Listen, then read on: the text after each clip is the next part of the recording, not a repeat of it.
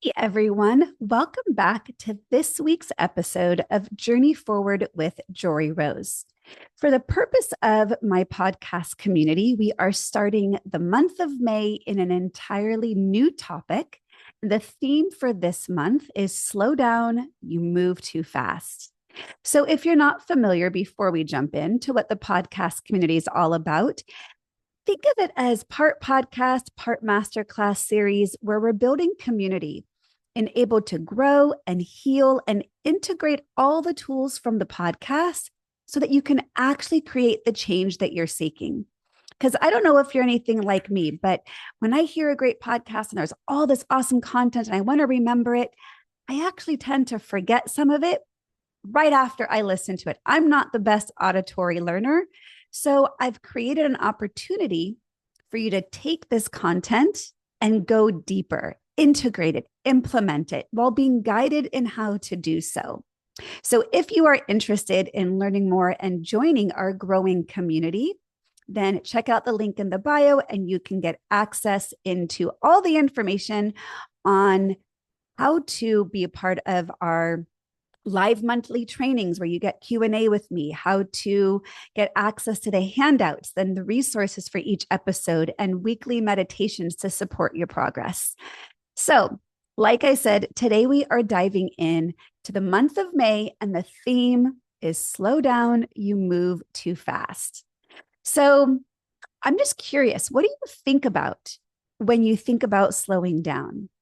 Now, if you're anything like me, I used to never know how to slow down. In fact, I'm going to tell you a funny story about this. My very first meditation class, which the way that I got there is a story for another time, because that really is an example of me listening and following the breadcrumbs that the universe kept dropping for me. But like I said, that's a story for another time. But I will tell you that I ended up in my very first meditation class. I think the year was 2011, and it was part of an introduction to mindfulness course. Now, I didn't even really know what mindfulness was. So the fact that I was signing up for this intro course was literally me just following the breadcrumbs of the universe, answering the question of, I need help. I'm stuck. I don't know what to do. So here I am, very first introduction to meditation or introduction to mindfulness course. And one of the very first things that we were guided in was a 10-minute meditation. Now, let me tell you this.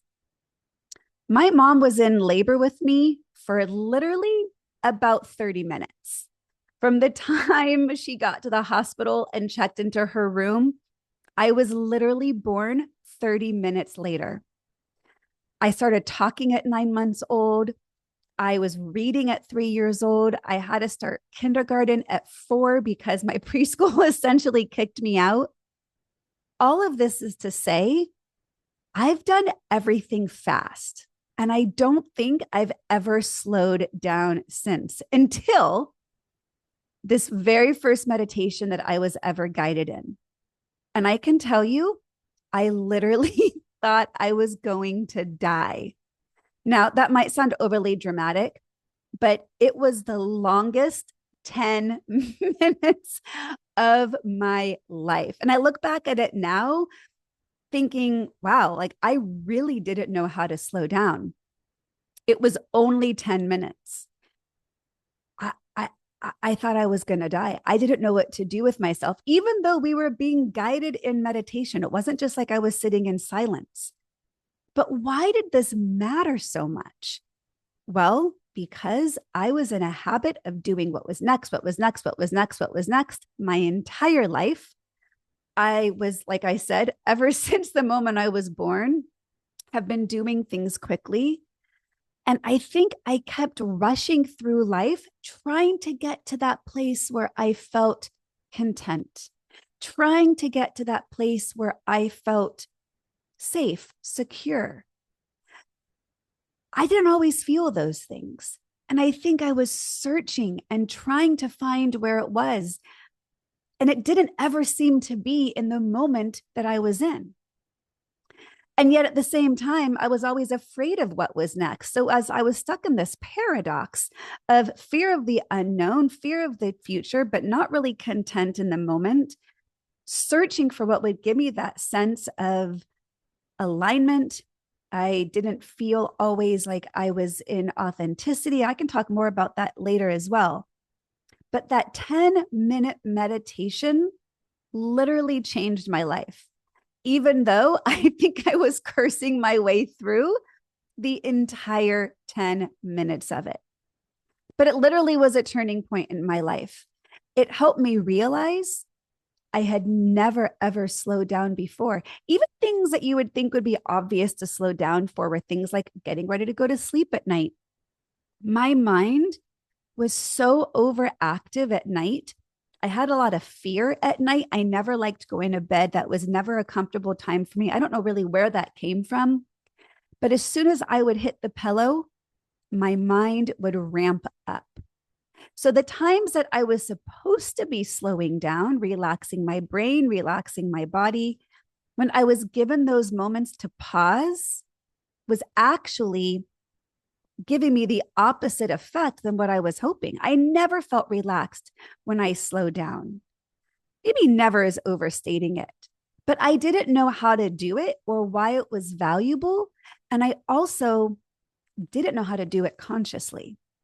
But what I knew was I was always trying to get to the next thing in the hopes that that is where my contentment lied, or that is where my happiness resided, or that is where I felt that safety and security that I was seeking after growing up with a lot of fear and anxiety. I did not find any of those things in that first 10-minute meditation. But what I did find was, if this is uncomfortable and I know this is good for me, then it's something I think I need to learn a little bit more about.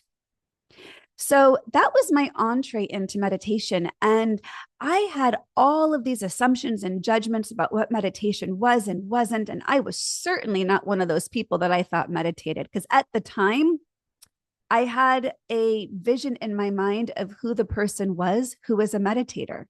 And I did not fit that description. I was a busy stay-at-home mom of 2 young kids who had just going back to get my hours to be a marriage family therapist. I was a wife. I lived in suburbia.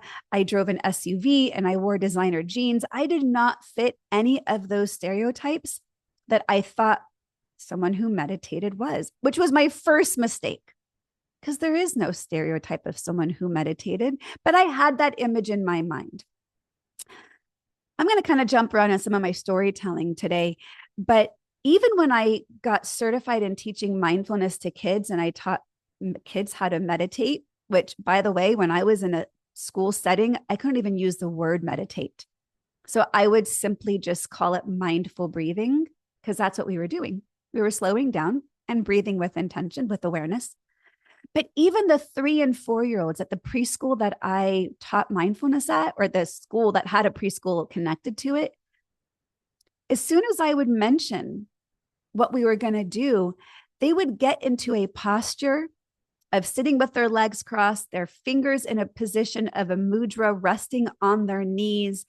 Even the 3 and 4-year-olds had an image in their mind of what someone looked like in meditation, which I thought was hilarious, because where did they get this idea? So it made sense why me in my mid-30s at the time had an image of someone who meditated, but these 3-year-olds even would have like this posture that they would all of a sudden adopt. Who taught them that? Where did we get this information?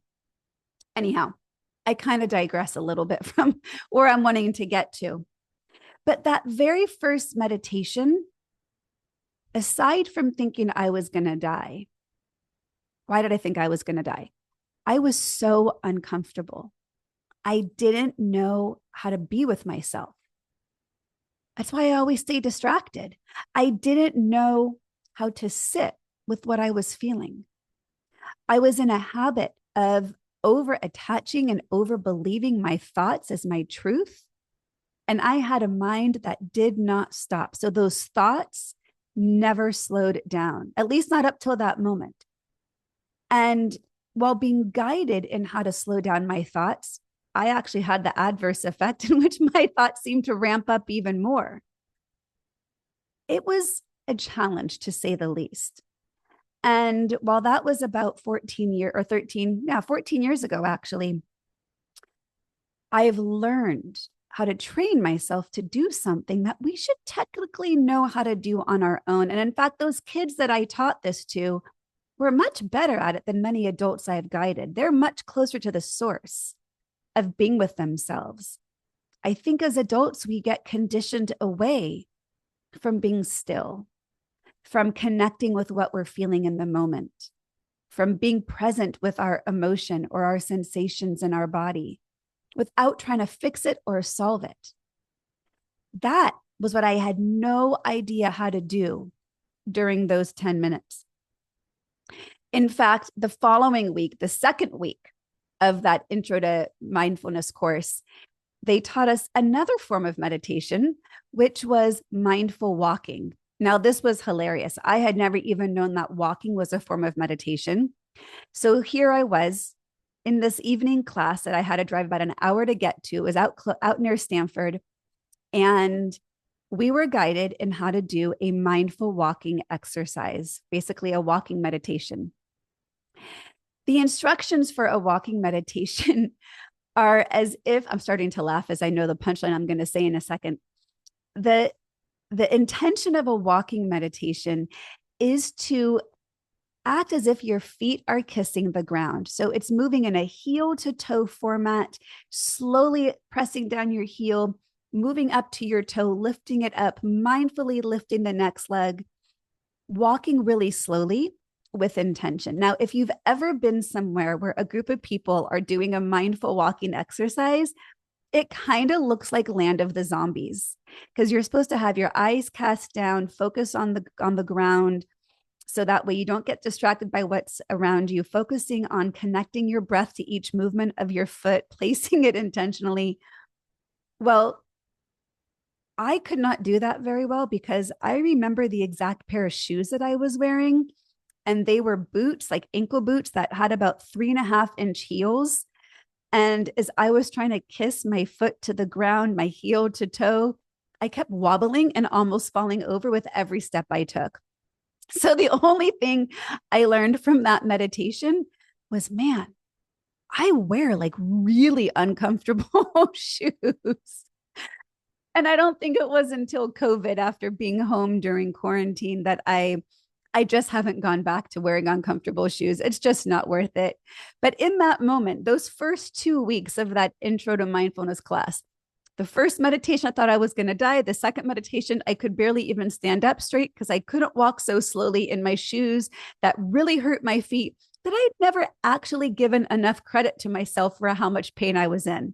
That is how disconnected and distracted I was from my own body. But yet, isn't that what we learn when we start to slow down? We start to have awareness around these things that maybe we should have been paying attention to the whole time, that we've been too distracted or too stuck in our head or too attached to an outcome to even notice. So I can look back at those early days and really smile with my naivete of what I didn't know, but also smile with compassion for what I didn't know. Because unless we're taught this or role modeled this, which very few of us actually get, how are we ever really going to know how to do these things that we know is good for us? We're not really sure why. We hear about it, but we're not often guided in the practice. But more importantly, here's where I was stuck in that moment. Why does this matter? Why is this important? Why should I be sitting and breathing, fighting the thought of, I think I'm going to die or I'm going to fall over? Why was this important? I know that at the time I didn't have the answer, but I was aware enough to know I needed to learn more. So if you've never meditated or you're an experienced practitioner at meditation, it is never too much of a reminder to get back to our intention of why are we doing this? And in fact, that idea that I just named is a key component of a meditation practice. And it's this idea of having a beginner's mind. Because what happens in our day-to-day life is we aren't very present. We make a lot of assumptions about how things are based on either how things are have been in the past, how we think they should be, how we want them to be. We're not really paying attention to what's actually happening. So often, it's like we're living out a story that's playing out in our mind, but in real life that we've kind of planned and prepared for, we're not even present with. And we aren't looking with clean and fresh eyes. So beginner's mind, like I said, whether you've been doing this for years or you've never done it before, it doesn't matter. Because we want to treat each experience, whether in everyday life or in meditation where we build that muscle for it, we want to treat each experience as if it's the very first time. So we can look with fresh eyes. When we look with fresh eyes, when we have that beginner's mind, we're not attaching our thoughts. We're not having judgments or assumptions or misconceptions or preconceptions. We're not playing out the story before it ever happens. Because when we do that, you know what happens? We miss a lot of our life. We're disconnected from ourselves. And I think just as important as that practice of being disconnected from ourselves is we're disconnected from others because we're simply not present. That is why this matters. So this whole month, the content of the podcast, if you're in the podcast community, is going to go deeper into these foundations so that you can shake up your patterns. And again, even if you've been doing this for years, these tools are great to come back to the basics as a reminder of why am I doing what I'm doing. But more importantly, maybe not more importantly, maybe just as importantly, if you've been meditating for years and you have a practice, perhaps you're just going through the motions of it.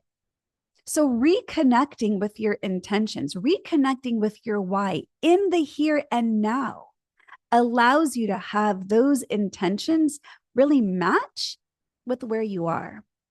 And the whole journey forward that I talk about, that I live by, is understanding where I'm at, having a clear vision of where I want to be, and understanding the roadblocks that are preventing me from getting in the way. Maybe it's that cycle of reactivity that we talked about before. Maybe it's those patterns where I just keep doing the same thing over and over and over again, wishing for a different outcome. As we know, that's the definition of insanity, right? So we've got to be able to change it up to get a different outcome. And if you've been going through the motions of your life, not slowing down, not paying attention, not being present, getting caught up in the same cycles of reactivity, the same patterns of disconnection, the staying busy because you don't know how to slow down, or the fear that if you do slow down, you don't know what to do with what you're feeling. Then what? That's a really hard place to be. And that can keep us really stuck from getting to where we want to be.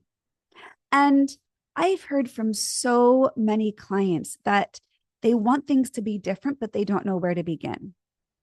And it's really easy to assume that we can change or feel happier if people around us change or if the circumstances change. But what meditation teaches us is how to allow ourselves to be the source of our own healing, that it's not about the things changing that will make us happier, but how to be happier despite them never potentially changing. What do I need to do to be able to get out of my head, into my body, into my breath, not believing my thoughts, tuning into my intuition, allowing and accepting whatever's arising without judgment to be present? Easier said than done. But when you build the muscle of a meditation practice, which is the foundation of a mindfulness practice, we'll get into that in a little bit, another week or two of the content in this month of May. When we can do that, only then can we truly be on the path to creating change in our life.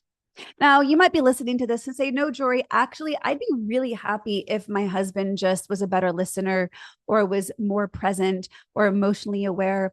Or no, I'd actually be really happier with the new house. Or I would be really happy if my kids just listened and stopped misbehaving. Or if I just made more money. Okay, I'm not going to deny. We do want outcomes to change outside of ourselves. But here's a truth: wherever you go, there you are. So until you have identified your own patterns inside that are the ways you show up to yourself and the situations and the people around you, until you learn to shift out of the things that have become habitual for you, even if things change, it might only be a temporary happiness. It may not be a permanent, long lasting one. This is why this matters. So, part of what I struggled with in those early weeks and months and even years of practicing meditation was, like I said, I had all these myths and assumptions and judgments about who meditated and who didn't. And I didn't have a role model for someone that looked like me, that busy suburban mom who was running around after school.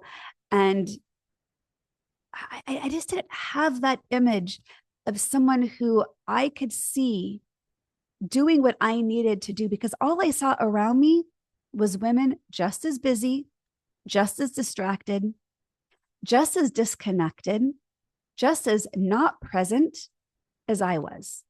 And that's not to say women around me were miserable or unhappy. I wasn't miserable and unhappy, but I wasn't content. I didn't know how to be with what is. And so when I became certified to teach mindfulness in schools, and I became more knowledgeable after I delved into mindfulness and meditation for years, I wanted to be that face for the women that had no one else to have it be as a role model. Because back then, I know it doesn't seem that long ago, but I had no role model for that. And in fact, I used to attend a conference every year called Wisdom 2.0.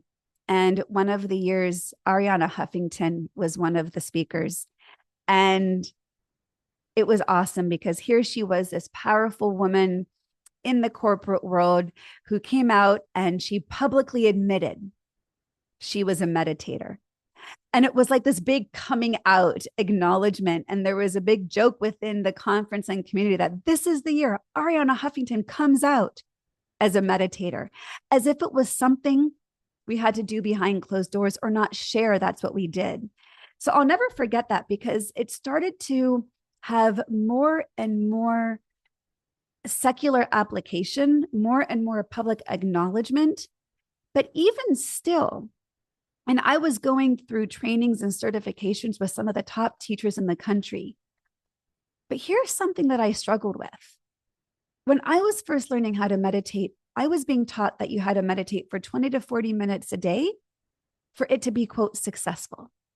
And I remember really early on being at a retreat at one of my most favorite places on earth called Esalen, and just calling bullshit on that. Just being like, I don't have 20 to 40 minutes a day to sit and breathe. And if I did have an extra 20 to 40 minutes a day, I'm not sure it would be spent sitting and breathing. So that was the first awareness of, if I'm going to engage in this practice, I'm going to have to make it work for me. And not that I wanted to discredit my teachers or the foundations of what I was being taught, but I just knew if I couldn't engage in a practice that I could fit into my life in a way that aligned with what I had available, then I was never, ever, ever going to do it. And that was a really big awareness for me to acknowledge and tune into and honor and allow. So I want this to be a reminder to you that whatever it is, whether it's what you're learning here, wherever it is that you're, learning the tools for how to live your best life, it's an invitation. It's not a have to. There's not only one way to move through it. You've got to be able to integrate tools into your life in a way that you can utilize, that you can best stay committed to, connected to, because otherwise we're just going to be marking things off on a to-do list without connection. And we say we did something, but if we don't have a clear why of why we're doing what we're doing, and a clear way to integrate into our daily lives, it's just not going to matter. It's just not going to stick. So, as we begin to wrap up this episode on this kind of experience I had on when I thought I was going to die, and I want to, I keep overstating that, not to make fun of myself, although I am making fun of myself. I want to give permission that wherever you're at, either an experienced practitioner or a brand new student to meditation, I want to honor whatever your experiences are as real, valid, and true. Now, maybe you're someone who's never meditated a day in your life, and even listening to this, you're like, Jory, I have no interest. It's not something I aspire to do.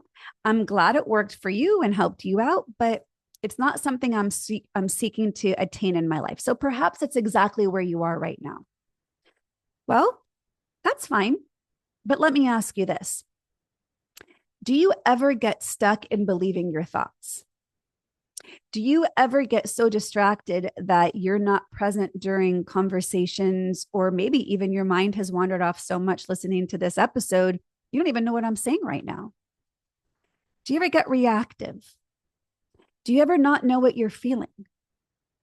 Do you ever feel like you're just going through the motions of your life and you look back over the past day, week, month, or year, and you're like, I don't remember why I did what I just did. I was just simply on autopilot.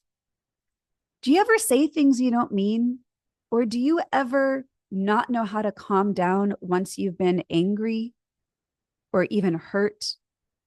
Have you ever had the experience where you have this nudging feeling inside your body of an intuition, and you feel like it's trying to tell you something, but you just don't know how to connect with it? Or perhaps if you do connect with it, you dismiss it because you don't think it's really an important message to be receiving? So if you answered yes to even just one of those, meditation can be a really supportive practice. But unlike the teachers that I was taught by, I'm going to remind you, it does not have to be long to be effective. It does not have to be 20 to 40 minutes a day. Tune into the next week's episode, and I'm going to tell you actually where and how I started a meditation practice, and more importantly, how you can also. So if this resonated with you, if you are noticing that you're on autopilot throughout your life, if you're noticing that you're disconnected from yourself, which is causing disconnection with the people you care about, even if you're noticing you have trouble staying focused, if you have trouble retaining information because you don't know how to take it in because you're overwhelmed, if you are someone who is afraid of the future, stuck in anxiety, or if you're someone who is stuck in the past and you ruminate and you wonder, if only I could change that, if only I could go back, or maybe again, you're in that future tripping what if, I promise meditation is part of the solution to get you unstuck from any of those patterns. Meditation is something that I think is a really elusive practice. And while it's simple, it's not always easy. So if this episode resonated and you're curious and you want to learn more, be sure to tune in to the next week's episode, where I'm going to give some more tangible tools and starting points, let you know how I started a meditation practice. But also, if you want to take it even deeper, I invite you into the podcast community. That's where you'll get some meditations that you can practice, the handouts with all the content here. This is where we can actively take part in our own lives to create the change that we're seeking. It does not happen just by wishing for it. As I always say, you don't get what you work for. No, I already said it backwards. You don't get what you wish for, you get what you work for. And if you want something to be different, you are the source to create that change. Well, yes, you might think everything around you needs to change as well, and that may or may not be true. But what I can tell you is when you learn to slow down, to connect with your breath, to get out of your head, to get into your body, to get into the present moment, out of it wandering to the past, out of the fear of the unknown future, and you learn to breathe, and you begin to notice just how your brain and your body will feel calmer and more present.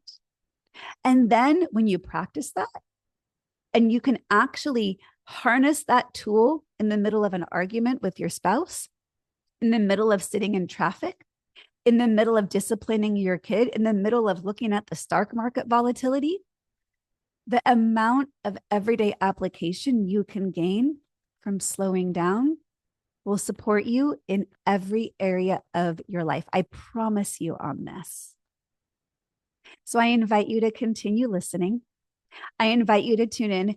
If this spoke to you, it would mean so much for a rating, a review, a share, so that way we can get more women to journey forward and create a movement of women who are present, who are not rushing through their life, who are not constantly distracted, who are not stuck in reactivity, who are able to be embodied, to trust the embodiment of their inner wisdom, to know how to access that, even at the most difficult of moments. Could you imagine what an amazing society we can live in? Because what I often see is a lot of distraction, an inability to be present, an inability to focus or pay attention for sustained periods of time, overwhelm, anxiety, depression, anger, disconnection from partners, disconnection from kids. This is an epidemic. We are living in a society of disconnection and loneliness. But most importantly, we're disconnected from ourselves. So if we want to create change in our lives, it's got to start within. Thank you so much for tuning in to this week's episode, and I look forward to continuing the journey forward with you.